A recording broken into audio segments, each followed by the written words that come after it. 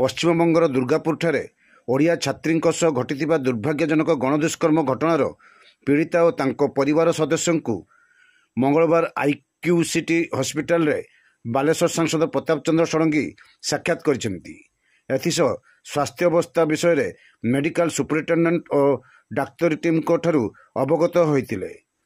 बुधवार सांसद श्री षडंगी पश्चिमबंगर महामहिम राज्यपाल डॉक्टर सीबी आनंद बोस को साक्षात कर विस्तृत आलोचना करने सह घटनार पुंखानुपुंख तदंत और दोषी को कठोर रु कठोर कार्यानुष्ठान पर श्री षडंगी अनुरोध कर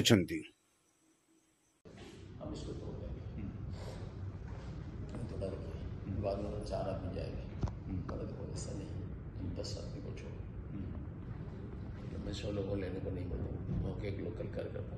मेरा 2 जिला का जिलाध्यक्ष और 2 विधायक प्रार्थी और उड़ीसा का महिला मोर्चा का जो सभानेता